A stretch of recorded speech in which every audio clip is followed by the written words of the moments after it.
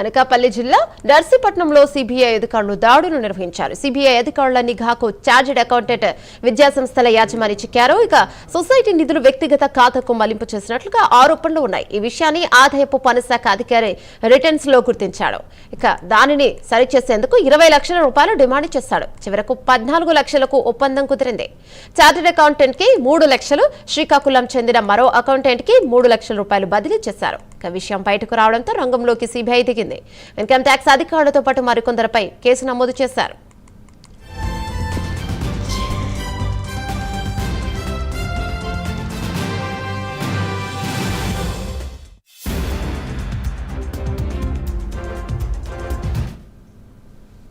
దీనిపై మరింత సమాచారం మా కరెస్పాండెంట్ చంద్రశేఖర్ అందిస్తారు. రైట్ చంద్రశేఖర్, చెప్పండి ఏంటి అప్డేట్స్?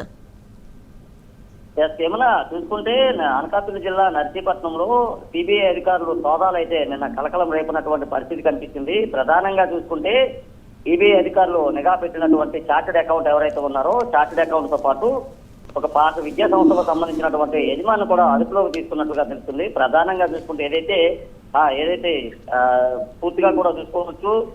ముఖ్యంగా చూసుకుంటే ఏదైతే చార్టెడ్ అకౌంట్ శరత్ తో పాటు మరో వ్యక్తి నేరేళ్ల రాజేష్ గా కూడా తెలుస్తుంది. ముఖ్యంగా చూసుకుంటే సొసైటీకి సంబంధించినటువంటి నిధులు వ్యక్తిగత ఖాతాకి దారి మళ్లించినట్లుగా తెలుస్తుంది. దాదాపు 2 కోట్ల రూపాయలు నిధులు కూడా పూర్తిగా కూడా వారి యొక్క ఖాతాల్లోకి దారి మళ్లించినటువంటి నేపథ్యంలో దీన్ని గమనించినటువంటి ఎవరైతే ఐటీ రిటర్న్స్ అధికారులు ఎవరైతే ఉన్నారో ఈ రిటర్న్స్ అధికారులు ఆదాయ పన్ను శాఖ అధికారులు అయితే గుర్తించి వెంటనే రాజేష్ కి అయితే తెలియజేయడం జరిగింది. దీన్ని సరిచేసేందుకు దాదాపు 20 లక్షల రూపాయలు లంచం అడిగినట్లుగా కూడా తెలుస్తుంది. ఈ నేపథ్యంలో ఈ విషయాన్ని అయితే సిబిఐ అధికారుల దృష్టికి వెళ్లడంతో వారైతే దీనిపైన నిఘా పెట్టారు. నేను చూసుకుంటే నర్సీపట్నంలో పూర్తిగా కూడా సోదాలు నిర్వహించినటువంటి సిబిఐ అధికారులు నేరేళ్ల రాజేష్ తో పాటు చార్టెడ్ అకౌంట్ శరత్ను కూడా ఇద్దరిని కూడా అదుపులోకి తీసుకున్నటువంటి పరిస్థితి కనిపిస్తుంది. ప్రధానంగా చూసుకుంది ఇటీవల కాలంలో ఎక్కువగా కూడా ఇన్కమ్ ట్యాక్స్ ఎగ్గొట్టే ప్రయత్నాలు కూడా పెద్ద కూడా సిబిఐ అధికారులు అయితే సోదాలు నిర్వహిస్తున్నటువంటి పరిస్థితి కనిపిస్తుంది. అలాగే చూసుకుంటే ఏదైతే నేరేళ్ల రాజేష్ తో పాటు శరత్ అనేటటువంటి ఈ ఇద్దరు వ్యక్తులు కూడా దాదాపు 3 లక్షల రూపాయలు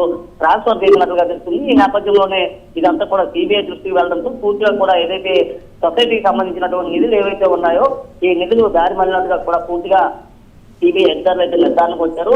నిర్ధారణకు వచ్చిన తర్వాత దాదాపు 15 రోజులుగా కూడా అధికారులంతా కూడా ఎంక్వైరీ చేసినప్పటికీ ఈ విషయం బయటకు వచ్చింది. పూర్తిగా బయటకు రావడంతో నేరేళ్ల రాజేష్ తో పాటు శరత్ అనేటటువంటి ఇద్దరు వ్యక్తులు కూడా ఆదాయ పన్ను శాఖ అధికారులతో పాటు సిబిఐ అధికారులు అయితే అదుపులోకి తీసుకున్న పరిస్థితి కనిపిస్తుంది. ముఖ్యంగా చూసుకుంటే ఎవరైతే ఈ నర్సీపట్నం సంబంధించినటువంటి నేరేళ్ల రాజేష్ అనేటటువంటి వ్యక్తి ఎవరైతే ఉన్నారో ఈయన నర్సీపట్నం జిల్లాకు సంబంధించినటువంటి నర్సీపట్నం ప్రాంతానికి సంబంధించినటువంటి 23వ వార్డు టీడీపీ నాయకుడిగా తెలుస్తుంది. అయితే ఇతరులతో పాటు మరికొంతమంది కూడా ఇందులో భాగస్వామ్యం అయ్యేటటువంటి పరిస్థితి కనిపిస్తుంది. ఆ దిశగా కూడా సిబిఐ అధికారులు అయితే దర్యాప్తు కొనసాగిస్తున్నారు. త్వరలోనే మరికొంతమందిని కూడా అదుపులో తీసుకుని పూర్తి డీటెయిల్స్ అయితే వెల్లడించేటటువంటి పరిస్థితి ఉంది.